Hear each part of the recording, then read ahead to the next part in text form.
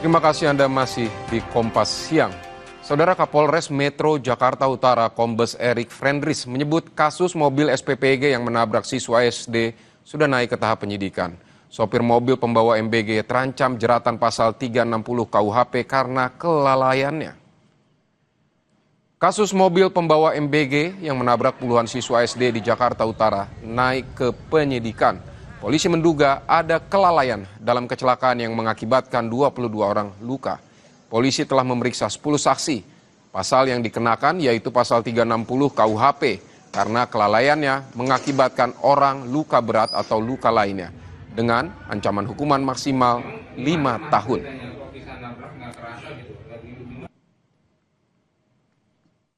Penyidik telah melakukan beberapa rangkaian pemeriksaan dan pada malam ini status sudah naik ke penyidikan. Adapun pasal yang kami kenakan yaitu pasal 360 KUHP karena kelalaiannya mengakibatkan orang luka berat atau luka lainnya dengan ancaman hukuman maksimal 5 tahun. Dari pengakuan sopir, mobil awalnya hendak diparkir di depan gerbang sekolah. Namun saat sedang parkir, mobil tiba-tiba melaju menabrak gerbang sekolah. Sejumlah murid dan guru yang sedang berkegiatan literasi sekolah pun sedang ada di sana dan saudara, sopir mengaku sudah berusaha menginjak rem namun mobil tidak berhasil berhenti.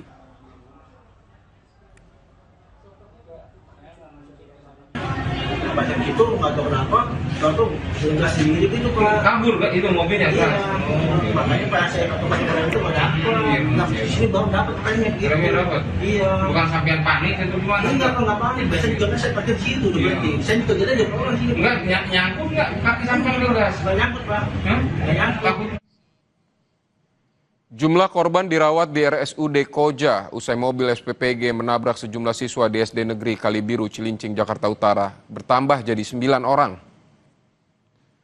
Diketahui total ada sebanyak 22 orang yang dirawat usai insiden sejumlah siswa ditabrak di SD Negeri 01 Kalibiru, Cilincing, Jakarta Pusat Kamis pagi. Untuk korban luka berat dilakukan penanganan di RSUD Koja. Sementara korban luka ringan di RSUD Cilincing, Jakarta Utara. Posko pelayanan juga dibuka di RSUD Koja untuk memberikan update kepada keluarga korban serta jumlah korban yang dirawat.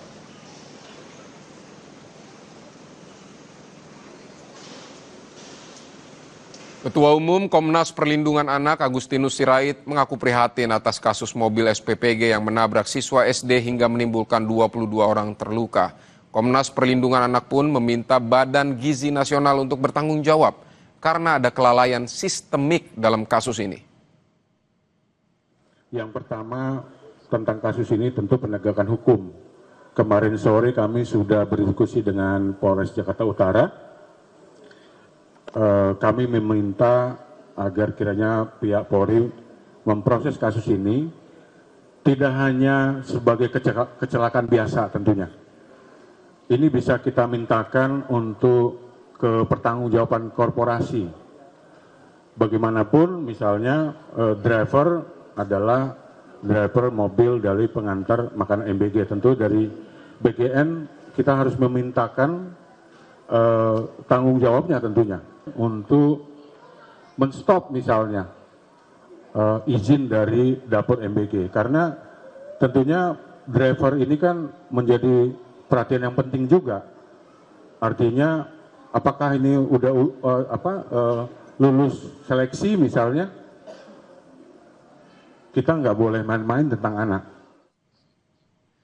Saudara, ada jurnalis Kompas TV Zevanya Situmeang dan juru kamera Ian Faris yang berada di RSUD Kota Jakarta untuk memantau situasi terkini di sana. Zevanya, bagaimana kondisi terkini korban yang dirawat di RSUD Koja? Apakah sudah ada yang pulang setelah dirawat?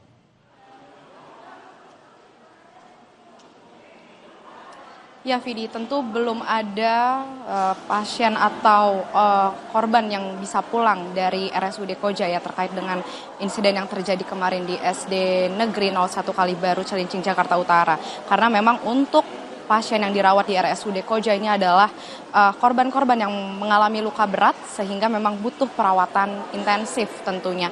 Seperti dari kabar yang kami dapat ini melihat dari bagaimana keterangan yang ada di posko pelayanan tadi, ini hari ini ada sebanyak 9 korban yang dirawat di RSUD Koja ini, ada 9 orang, di mana 7 diantaranya ini menjalani rawat inap dan 2 diantaranya ini harus menjalani perawatan intensif di ICU. Tadi kami juga menerima kabar langsung dari Humas RSUD Koja yang menyebut salah satu pasien yang dirawat di ICU ini tadi pagi telah menjalani operasi di bagian wajah karena memang ada cedera yang cukup parah di bagian wajah sehingga tadi proses operasi ini tengah dilakukan pada pagi hari.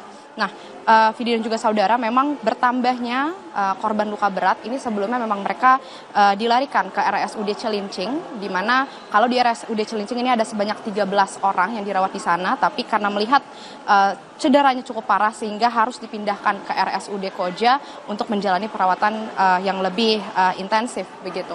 Sehingga tadi juga kalau kami lihat dari pantauan kami, seperti yang sudah Anda sampaikan tadi, dari Komnas Perlindungan Anak ini tadi juga tiba di RSUD Koja untuk melihat bagaimana kondisi dari anak-anak yang dirawat di sini. Tadi dari Ketua Umum Komnas Perlindungan Anak, Agustinus Sirait, juga mengaku bahwa ia sudah bertemu dengan siswa-siswa yang dirawat di RSUD Koja ini, dan ia menyebut memang rencananya akan ada 1 anak yang sudah diperbolehkan pulang, tapi tentu tadi katanya harus menunggu lagi bagaimana izin dari dokter apakah memang sudah benar-benar pulang. Tapi tadi ia menyebut bahwa anak-anak ini terlihat sangat bersemangat, memiliki semangat yang tinggi untuk bisa cepat sembuh, dan tadi dikatakan juga dari Agustinus ini menyebut bahwa anak-anak ini dirawatnya digabung di dalam satu kamar, sehingga ini menjadi salah satu trauma healing pertama yang bisa diterima dari anak-anak yang menjadi korban, karena katanya berkumpulnya anak-anak ini bisa menjadi penguat satu sama lain begitu ya, untuk mereka bisa sama-sama sembuh. Tapi tadi tentu yang disampaikan juga dari Agustinus Sirait,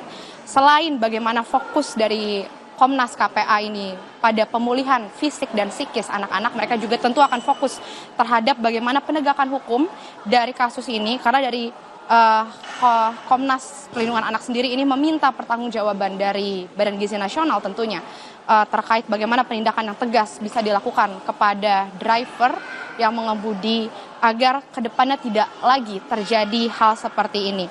Tentu selain juga penegakan hukum, dari Komnas KPA tadi hadir, ini juga menyebut mereka akan siap untuk memberikan trauma healing kepada siswa-siswi di SD Negeri 01 Kalibaru, Cilincing, Jakarta Utara, baik itu yang menjadi korban di rumah sakit, baik juga itu yang berada di sekolah begitu ya. Sehingga tentu ini menjadi atensi dari pemerintah juga dari lembaga terkait bagaimana pemulihan anak-anak ke depannya ini bisa cepat sembuh dan hal seperti ini tidak terjadi lagi. Vidi.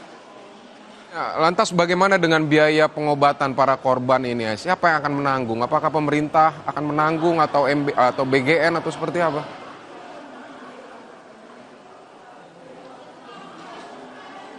Ya, tadi juga kalau kita melihat kemarin Wakil Gubernur Jakarta Rano Karno ini juga tengah menjenguk korban-korban yang ada di RSUD Koja, dan ia juga menyebut bahwa akan menanggung seluruh biaya perawatan dari korban yang dirawat di rumah sakit, baik itu RSUD Koja maupun RSUD Cilincing begitu ya. Nah, tadi juga dari Ketua Komnas Perlindungan Anak, Agustinus Sirait juga menyebut mereka juga menyorot hal tersebut dan akan berkomunikasi, memastikan betul kepada Pemprov DKI Jakarta agar benar-benar dijamin bagaimana biaya perawatan dari seluruh korban akibat insiden yang terjadi kemarin ini benar-benar ditanggung oleh pemerintah, sehingga diharapkan proses selain penanggungan biaya ke depannya, penegakan hukum ini juga benar-benar menjadi atensi dari pemerintah. Tadi juga kalau dari KPA sendiri ini menyebut bahwa mereka juga akan fokus yang bisa mereka berikan di sini adalah bagaimana trauma healing bisa disegerakan agar anak-anak ini tidak mengalami trauma yang berkelanjutan sehingga bisa segera kembali beraktivitas di sekolah, karena sejauh ini Vidi dari informasi yang kami terima juga pihak sekolah ini tidak memberlakukan kegiatan belajar mengajar, jadi